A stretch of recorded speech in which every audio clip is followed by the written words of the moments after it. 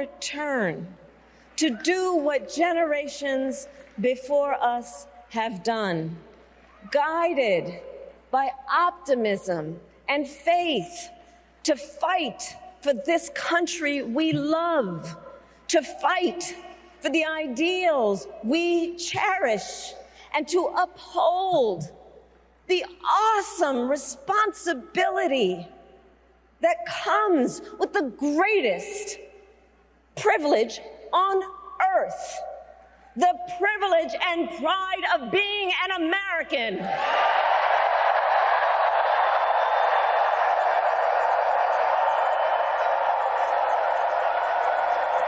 So let's get out there, let's fight for it, let's get out there, let's vote for it, and together, let us write the next great chapter in the most extraordinary story ever told. Thank you. God bless you, and may God bless the United States of America. Thank you all. Yep. That was the final couple of minutes of Kamala Harris's acceptance speech at the DNC just last night. I'm Fred Wellman, host of On Amongst the FP Wellman, here in my home studio. I literally just drove back from Chicago to do this show and upload it for you guys tonight because I had no internet there. It was a wild week. For those who follow me on social media may know, I spent the week at the Democratic National Convention in Chicago as a credentialed creator among 200 creators who are up there, independent media, which was an incredible experience. I'll talk about it more later in the show. It was a really unique experience. To try and consolidate all into one show, I'm sure I've made Matt's life very hard. I have so many clips and photos I wanted to show you guys. But I wanted to start with that finale, and hopefully you saw it already, and the powerful way it ended. And then I wanted to show you how Trump handled that just a couple minutes later on Fox News. And you can see, watch the faces of the anchors as Trump dials in to offer his pitch. Beaten Joe Biden in a Democrat primary. I have no doubt about it. And they made it absolutely impossible for him. They made it that you have to get 60, 70% of the vote just to get in. And you know what? President. In the end, the Democrats did the same thing to Joe Biden. They threw Joe Biden out of the party. And that's they why did we the saw a same different thing night as they tonight. did to RFK. Mr. President, thank you so very much much, sir. for the time. We Okay, appreciate very that much. live feedback. Stay right there. Live edition of Gutfeld is coming up. Thank you so much for joining us from Chicago. It's been a great week. Good night. Yeah, I had to rush him off for Greg Gutfeld Live, who made a bunch of short bus jokes and other rude misogynist comments in the show. Yeah, the Fox crowd doesn't really know how to handle that. And I had a couple of conversations about that issue as the week went on. But I want to go back to another part of her speech that I really enjoyed in the stands. So I was up in the stands in the press section, the 300 level of the arena. That meant we had good seats, although it was a little bit of a dogfight to get seats the last night. And it was so loud, it was hard to hear. I mean, believe it or not, I watched clips of the speech today so I could hear parts that I missed because of the cheering of the crowd. And this is a great speech. This part of the speech was about how she will be a president for all Americans. I know there are people of various political views watching tonight, and I want you to know I promise to be a president for all Americans. You can always trust me to put country above party and self, to hold sacred America's fundamental principles, from the rule of law to free and fair elections, to the peaceful transfer of power.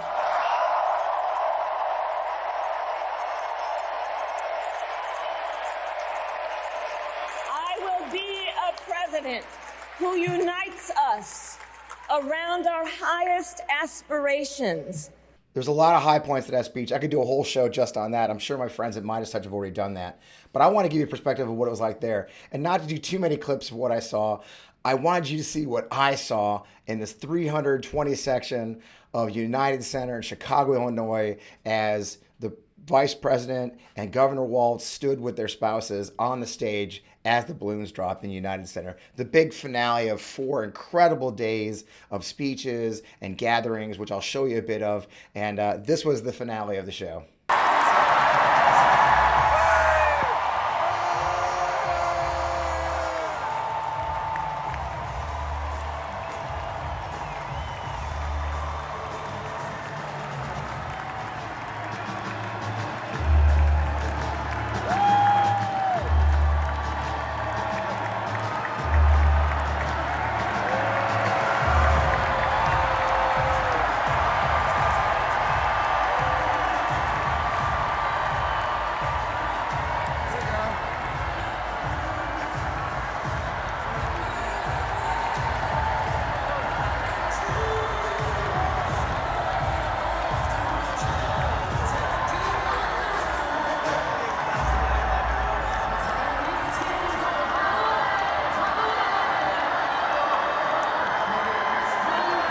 cool to be here for this. It's so cool to be here.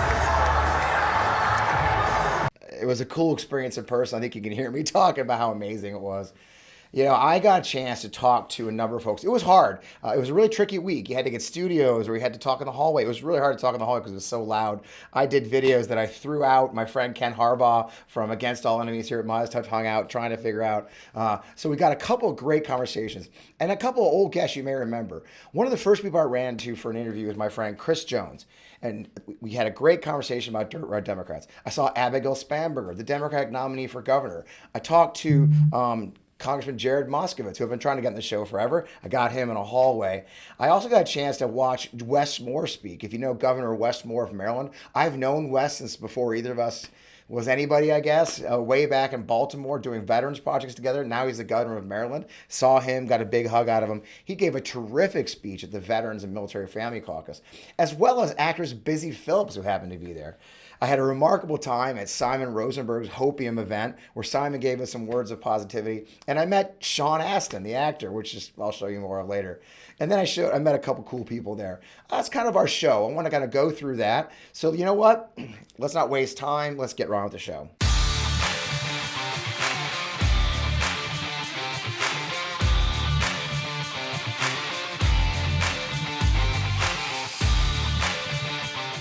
Welcome, welcome, welcome. As I mentioned, I am still Fred Wellman, host of On Democracy with FP Wellman.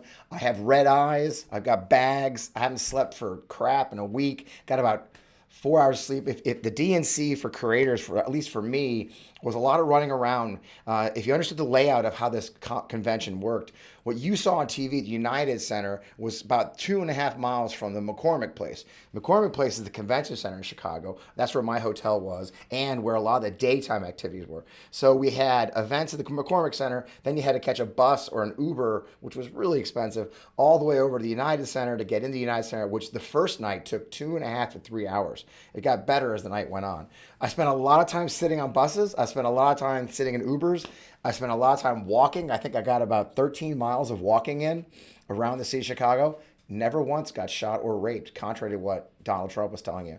But let's get right to the meat of this conversation. I really had a good time meeting some really incredible. I could have done 100 interviews, to be honest with you. But I did get a chance to sit down in one of the studios there in the United Center with my friend Chris Jones and talk about his work with Dirt Road Democrats, Vortex PAC, Sarah Huckabee Sanders, and all kinds of other topics. Here's my friend Chris Jones. I'm here with my friend Chris Jones, former candidate for governor of Arkansas, and now runs his own PAC, helping people. Chris, man, it's good to see you. Welcome to DNC. It's really good to see you. My first guest, by the way. Yeah. So, you know, Chris you've done a lot in Arkansas since leaving as candidate. I always joke, Chris is my favorite astrophysicist, reverend, real rocket scientist and pastor. Yeah. So but the real issue though in Arkansas is you've got a lot of rural folks. You're talking about a lot of dirt road Democrats. You've been doing a lot of dirt road Democrat things. Where are we at with that? How's it going? Yeah, so it's both statewide and nationally. And first of all, always great to see you. Love having a conversation with you, buddy. So look, here's the deal. What we realized when I ran my campaign, I hit all 75 counties. Yeah. And went and talked to folks who hadn't seen a Democrat or a candidate in decades. Yeah. And so when you show up, then people change the way they engage with the political process. Yeah. That's what Dirt Road Democrats is about. So after Jamie Harrison's race against Lindsey Graham, he formed a PAC because he also realized that people are not engaging in the rural areas. Yeah. So he formed Dirt Road Democrats. Right. Of course, he got swept up in the DNC. Some job he has, right? Right, while we're here. And he brought together Brandon Presley and myself to be the national co-chairs. Brandon ran against Tate Reeves in Mississippi. Yep. Almost won. Here's the theory behind it all. That if we show up, we can close the gap, and it's really a 5% gap. Right. A 5% increase in voter turnout in some of these rural areas will break the supermajority like in Arkansas. Yep. We need 8 legislative seats to break the statewide supermajority. Yep. You know, Sarah Sanders is in our state. She's the worst. She's crazy. And she is like, literally. Yeah. And what we realize though is that part of her power comes from the fact that she is unchecked. Yeah. Breaking the supermajority puts some checks on her. Yep. 5% increase is how we got gains in Georgia. We're going to look to North Carolina and Virginia. So all these places need a 5% increase, and that'll come from rural areas. And where's the first piece in the puzzle? Is it getting candidates? Yes. Is it organizing? I mean, I know I've been involved in Missouri, and the fact that a lot of the Democratic parties in these rural areas don't even have infrastructure of any kind, right? They haven't been organized in years. So where's your first step when you approach this? It depends on where you're going, right? To your point. I mean, in some places, there is some nascent, some small level infrastructure. Yeah. So really what you need to do is find candidates. In our case in Arkansas, when I ran for governor 2 years ago, we had the fewest number of statewide legislative candidates on the Democratic side in 2 decades. Wow. We got to work though. This cycle, we have the highest number. We're back up to where we were a little bit before. That's pretty good. Right. No, seriously. And so now we have an opportunity to break supermajority. So I think in this case, it's getting candidates on the ballot, but getting them on the ballot is not enough. You also have to support those candidates. Those candidates need financing and funding. Yeah. Those candidates need to be in the media. Yeah. We had a great message when I ran. Our issue wasn't the message, it was message penetration. Right? You helped me out a lot by putting me on your show, and I think that made a difference. Imagine if we can amplify and multiply that. Right. That's part of what Dirt Road Democrats is about. I love it. And of course, Sarah's still there. Sarah's still there. Everybody's bugging you to run again. Look. Go to Walmart, go to the gas station. They're like, what? I can't imagine I tried to tell you. go. But in all reality, she started out, she actually had an opportunity. Yeah. Because she had 100% name recognition. All the conservatives and the MAGAs loved her. And the independents and Democrats were like, okay. The independents were like, give her a chance. Democrats were like, well, what do we do? Yeah. She could have brought everyone together. Yeah. She had a 64% approval rating at the beginning. Wow. Right. It dropped to 48%. Wow. Because of how bad she is, because of her arrogance, because of the not having a check on her power. Lectern Gate. Which going to Europe. Which is really the tip of the iceberg. Oh, Right? man. It's the entire the smell of impropriety, the smell of incompetence. She bought an $8,000 Wi-Fi ice maker. Right. Now imagine somebody in Chico County, Arkansas. Right. If you gave them $8,000, it would change their year. She spent $8,000 on an ice maker that's Wi-Fi. Wow. So folks are ready for a change. Yeah. And we get there by doing the work now, Dirt Road Democrats, doing the work now, being on shows like yours, doing the work now, investing in rural areas. Yeah, and that's the key. And it's blood, sweat, and tears. And my friend Jess Piper in Missouri talks about a lot, right? She's the original Governor herself. And we talk about a lot of how she was just on Twitter saying, there's no candidates, there's no Democratic candidates. You know? So she was saying, like, when you guys criticize us for not, making the right choice, I don't have choice. Yeah. It's a bad Republican, worse Republican, better Republican. So it really is about having choice at every level. Yeah. And that does start too at school board and county council, doesn't it? So I think we forget that in the Democrats, right? We're always trying to win the Super Bowl. We've got to remember you got to go in the Little Leagues. Right? Yeah. We need a feeder program. Yeah. And look, so once you get the candidates, here's what will help us get more candidates if we actually support them. Right. It's hard. Again, I'm not tooting your horn, but I am tooting your horn.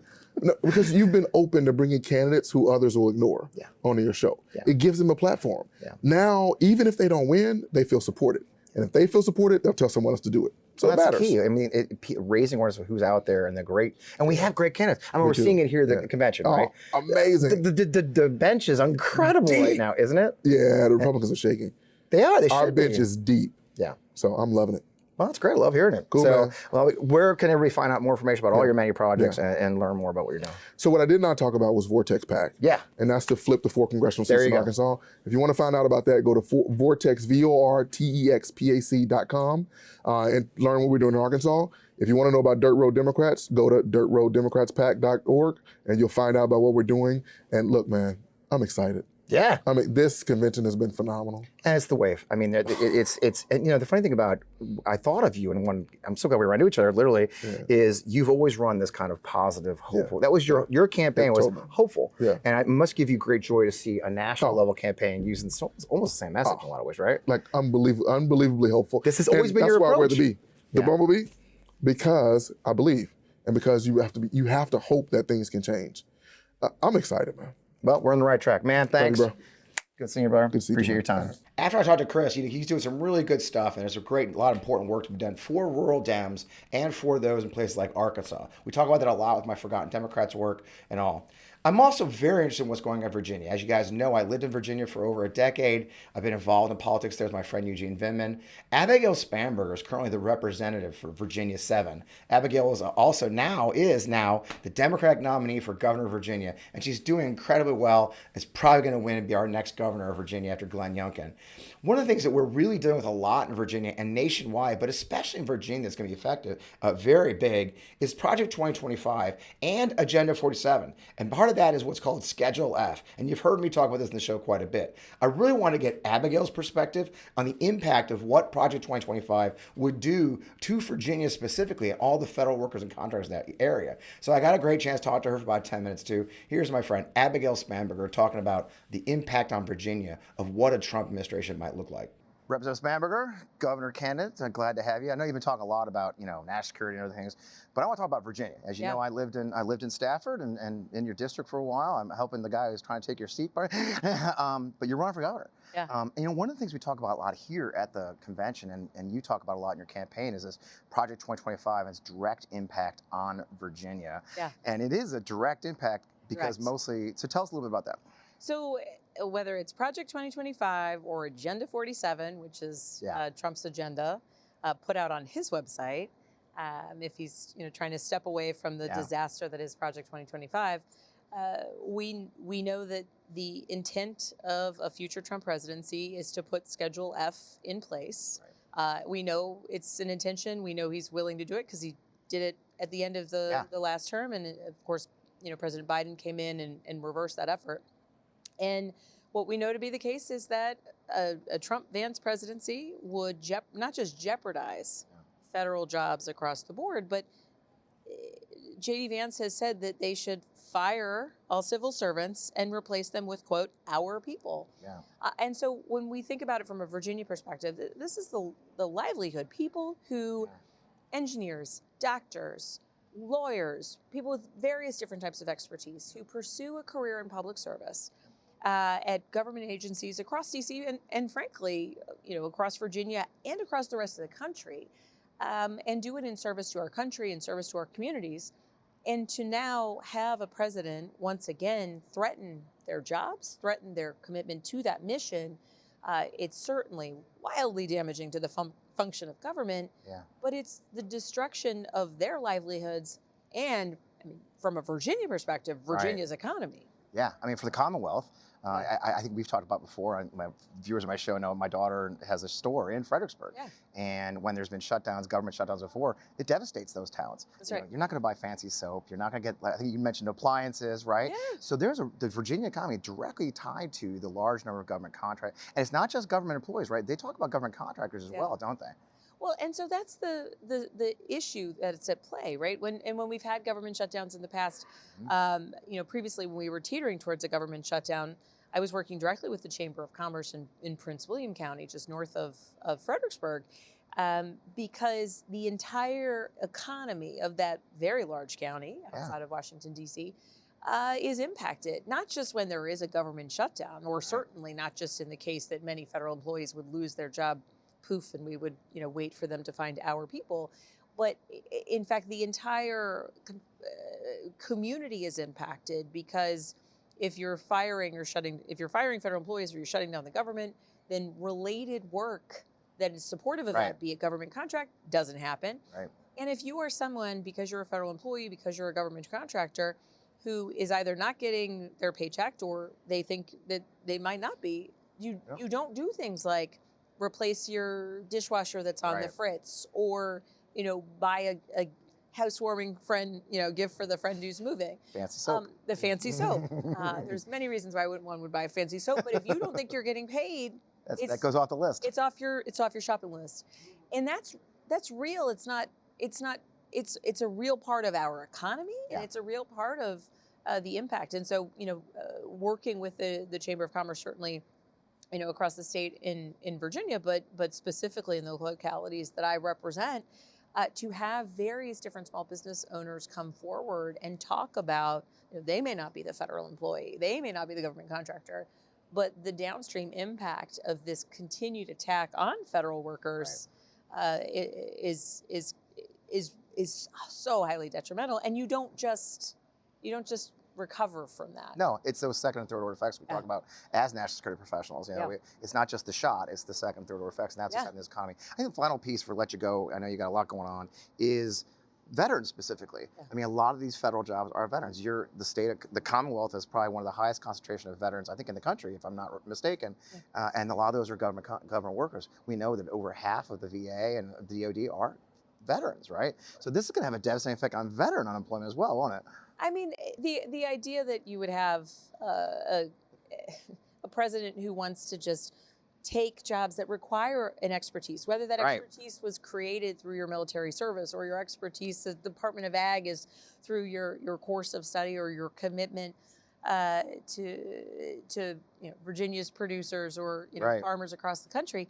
The idea that we would have a president come in and say, no, we want to do away with this expertise. We want to do away with this nonpartisan, right? As a former federal employee, when I was a CIA officer, I was in a Hatch Act role. No politics for me. I was serving a mission, whether it was under President Bush or President Obama, right? I was serving a mission. And it's important to have, and there are many people who come into administrations as political appointees, and that is absolutely something that happens administration to administration, and in the current context, totally appropriate. But the idea that core workforce that are governed by mission and a focus on mission would be wholly disrupted and dispensed with to bring in people who are partisans, it would be so highly destructive to the focus and to the mission of each individual agency.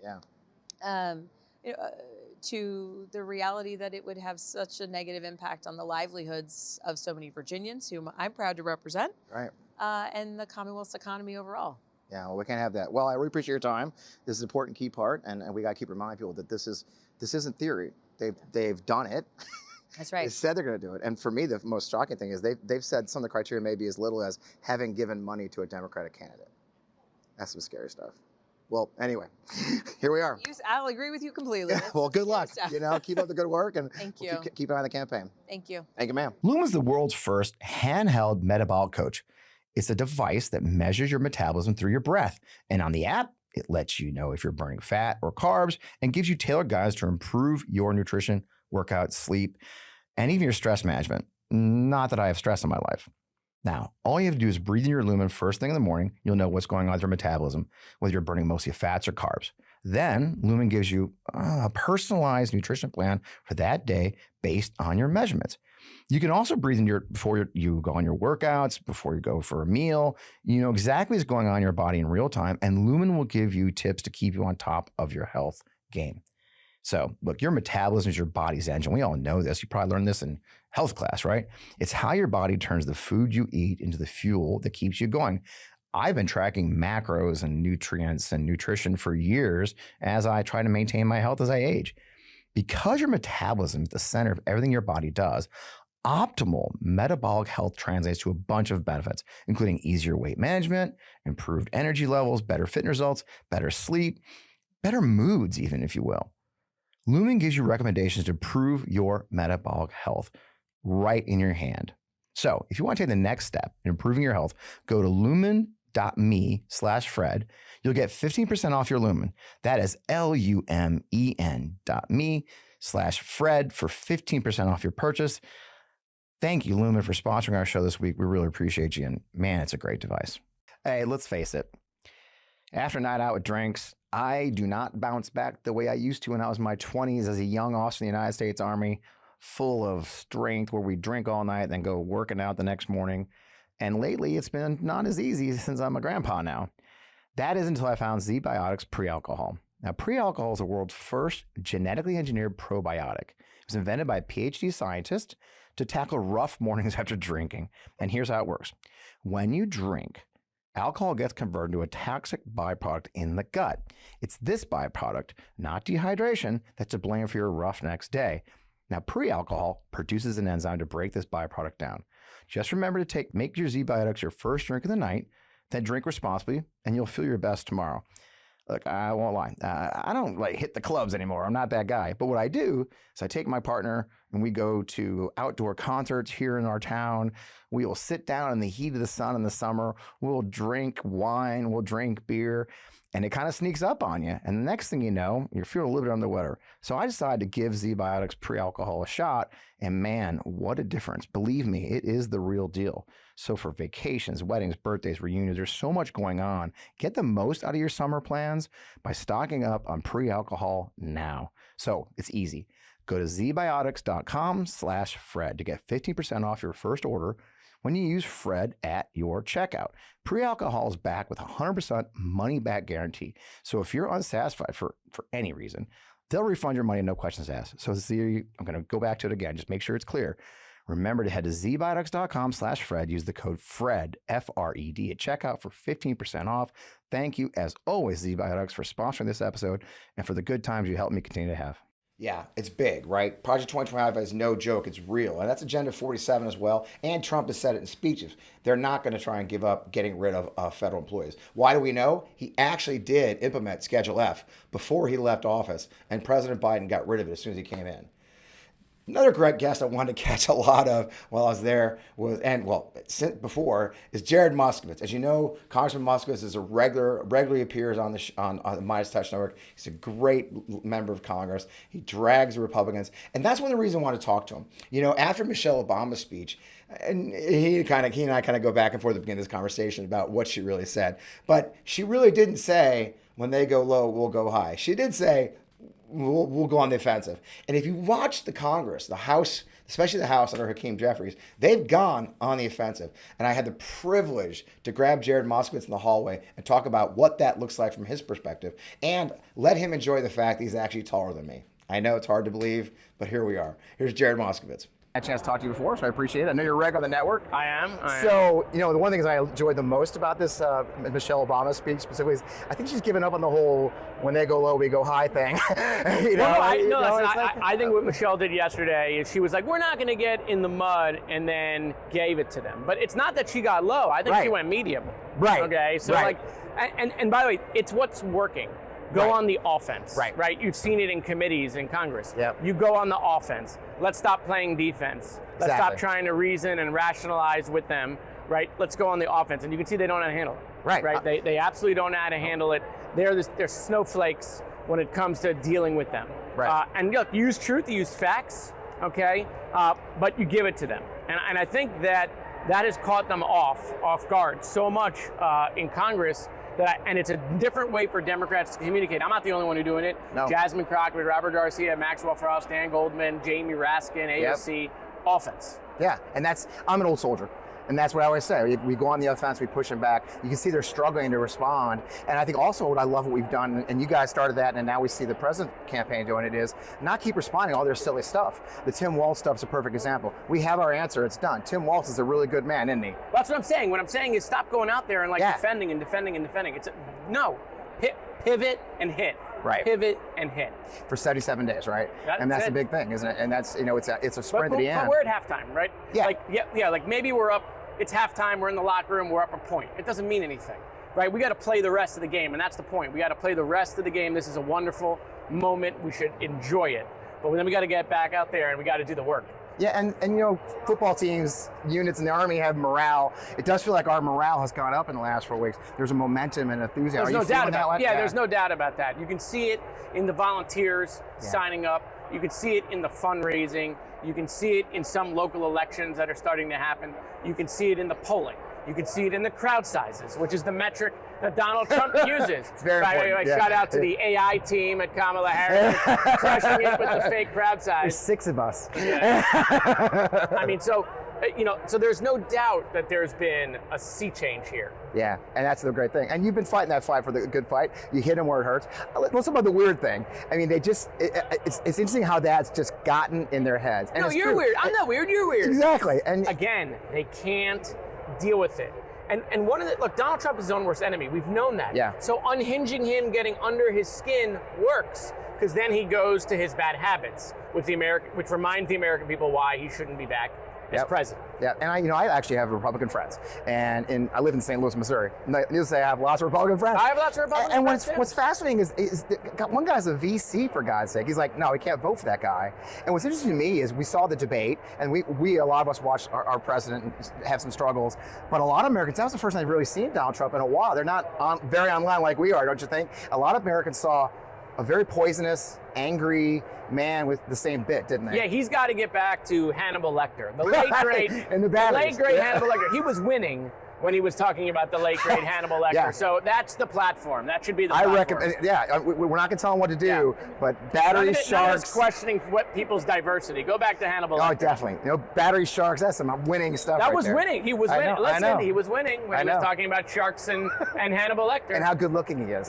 Much better looking. I probably talk about that. Like, I'm better looking than Kamala. Like, again, what man walks around and is like, see that woman? I'm better looking than her. Yeah, it's a bizarre, and it goes bizarre. right to him. I'm an old Lincoln Project guy too, and we figured that out. You get in his head, and it bounces in that empty head. It's like an echo chamber, isn't it? Kamala and Tim are definitely in his head. There's no doubt about that. And that's a great place for us to see, I think, for me as a Democrat especially, is like, we are in that. And you've been doing this for a while. You've figured that out. And I gotta tell you, not to blow smoke up your ass, but I think, Leader Jeffries and you guys, you came in with a very different offensive nature this last 2 years, and you've kind of kept them at bay in a lot of ways. And that's because you guys have figured out how to do that offense, haven't you? Yeah, and I give credit to Hakeem Jeffries. I mean, he saw when the Republicans put that oversight committee together, he realized that he needed to put together a committee of people to go and deal with that on TV. Yeah. Right? He's the one who put us all together, with Jamie Raskin obviously being the ranking member, and then put the whole team together. And so that success goes to not just the ranking member Jamie Raskin, but to Hakeem Jeffries. Well, I appreciate it. I know you're a lot busy, so thanks for your time. And this was great. Good. And by the way, I'm not standing on a box. This is naturally the same towering height. Over naturally me. The same height. Now, I had the privilege to hang out with Wes Moore. Now, if you know Governor Wes Moore, I mentioned in my introduction, he is the governor of Maryland. He is a great veterans advocate. Before he was the governor, I had the privilege to get to know him a little bit. Before that, he's written an incredible book. I saw Wes speak at a kickoff party for the creators. I saw his incredible speech during the convention. But even better, I got to watch him speak at yesterday's last Veteran and Military Family Council. And these, the way the Democratic Party works is there's caucuses and councils that advise the party on the policies and the platforms they should go, as well as helping candidates run for office. VMF, as they call it, the Veteran Military Family, is one of the council. You may know the co-chair, Turon Sims. He was actually on the show just last week. His co-chair is a woman named Sue Hoppin, who's a military family member. And they had one of their meetings, and I got tipped off that Wes would be there, so I go in there. So this is Wes, a little bit of clip of Wes's speech on the importance of supporting veterans and how the Democrats do that. And I want to thank this team for making sure that it happens. And I want to thank not just the Vice President and not just Governor Walz, but for saying that in this time, in this administration, as we push forward, when we welcome a Harris-Walz administration into Washington, that us, our families, and our issues will be top of mind.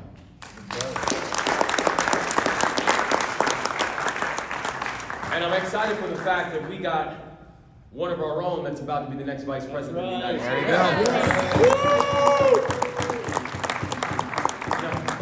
I've been having this conversation with a lot of folks who are not in the military. And they're like, so explain to me what a sergeant major does. How important is a sergeant major? And I said, look, first of all, let's be clear. It's less than 1% of the NCO Corps. Not to mention the fact for all of us, I finished as an 03. And I kind of have to explain to people when they're trying to understand kind of the ranking system. And I said, let's be clear. If you see a unit that runs well, it's because of their senior NCOs. All right? If you see an officer that has a good OER, like I had pretty good OERs.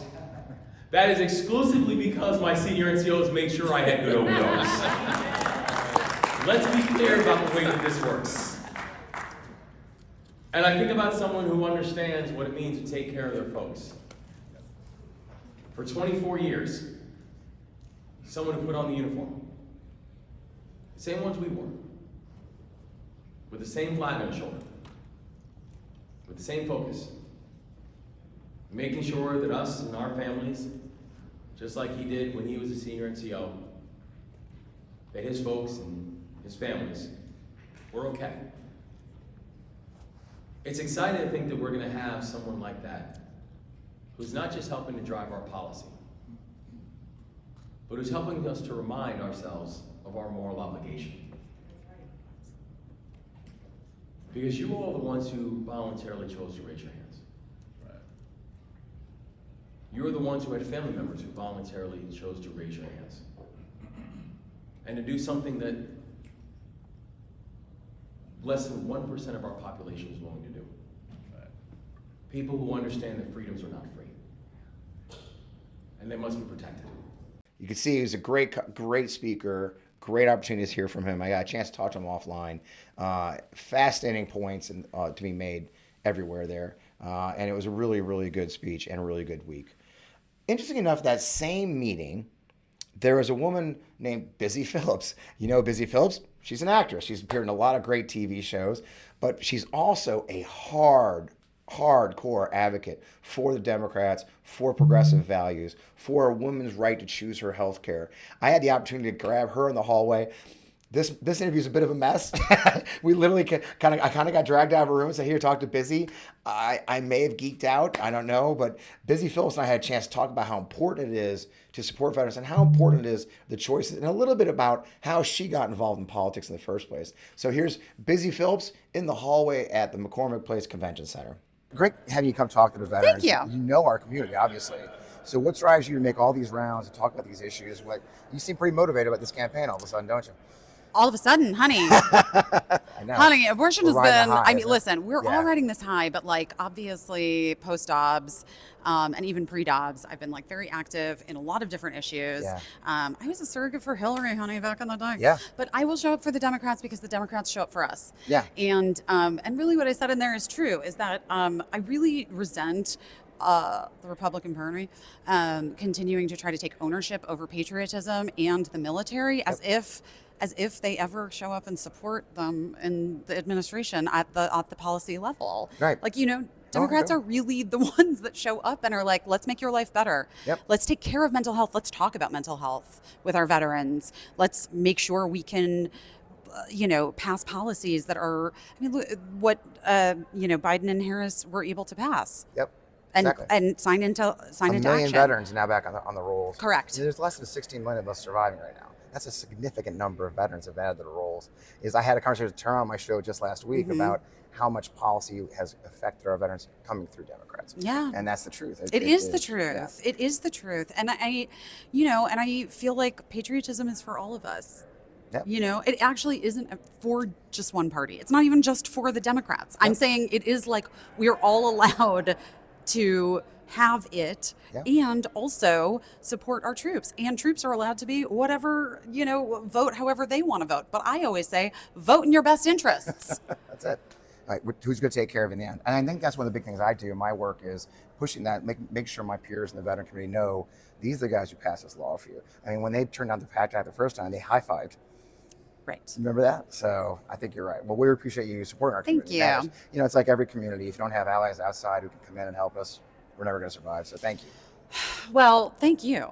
I appreciate Because you're doing the work. Yeah. You're out there. And you did the work. Yeah. Yeah. It's good for it. I mean, I got college education, Exactly. got healthcare. So appreciate And that's why my dad went to college after the Navy. That was it. My dad was a Marine in World War II, got the GI Bill, first one to go to college, met my mom, baby boomer kids. There you and go. I'm a Gen Xer, and here we are. So Gen X, guys, we are the best. Right? Isn't it great to have a Gen X candidate?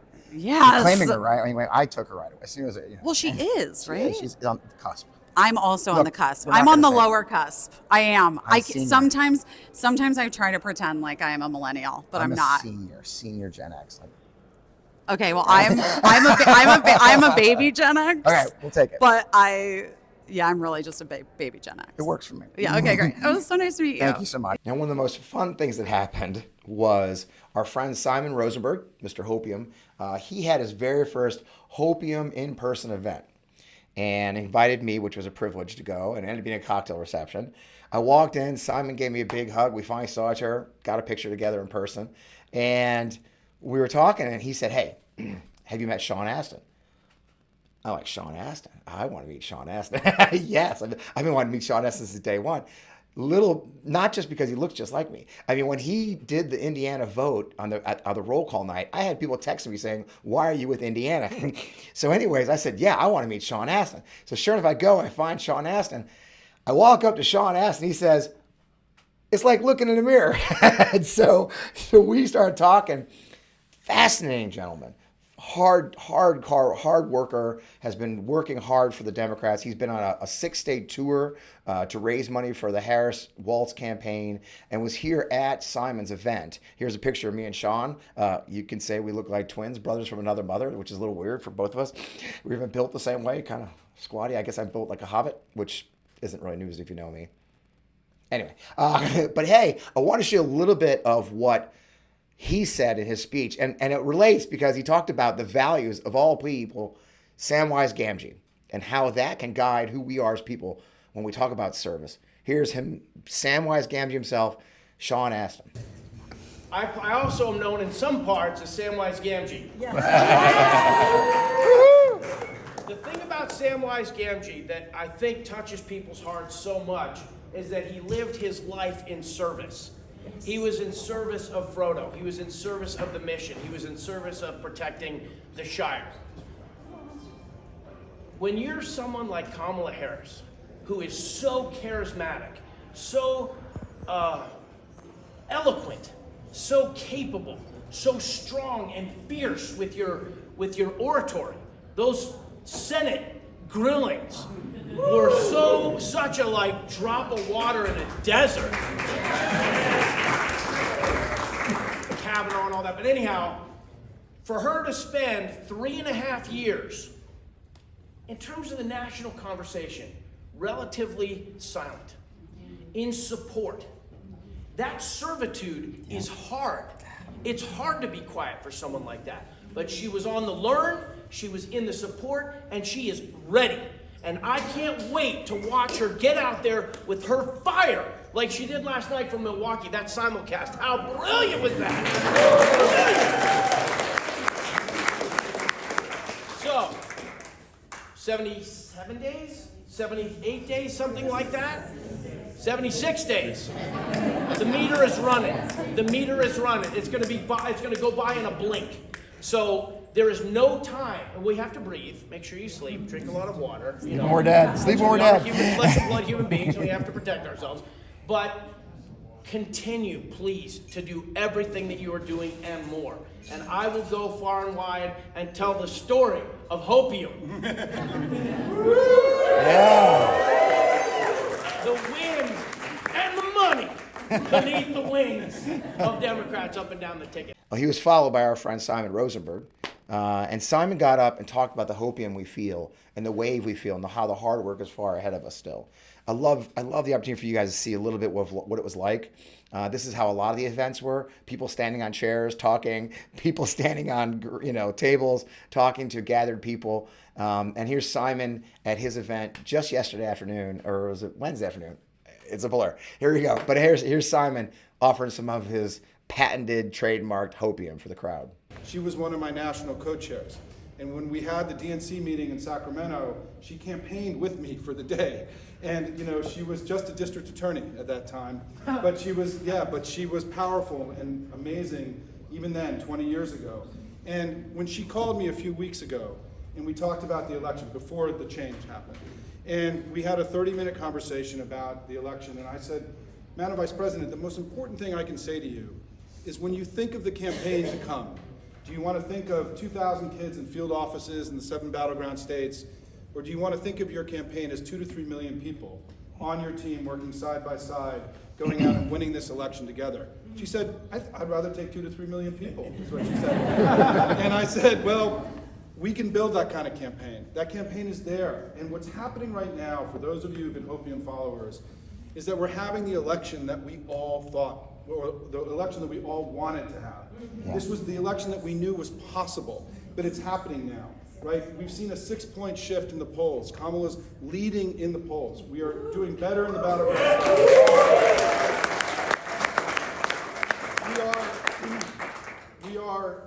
fundraising, she raised $500 million in the first 4 weeks.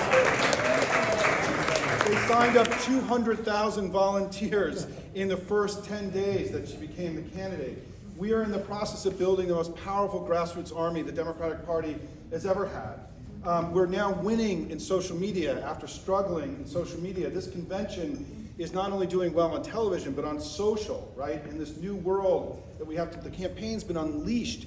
And as Rob Flaherty said, who's the deputy campaign manager for digital, I'm just letting the Gen Z kids go, and they're getting it done. And all of a sudden, we feel strong and powerful, and he feels small and weak and weird and extreme and all these things that he is. Loser. And and what's important, and I think, and a loser, right? And I think that somebody said this the other day, that for the first time in 9 years since he came down the escalator, Donald Trump is not the main story in American politics. Yep. Right?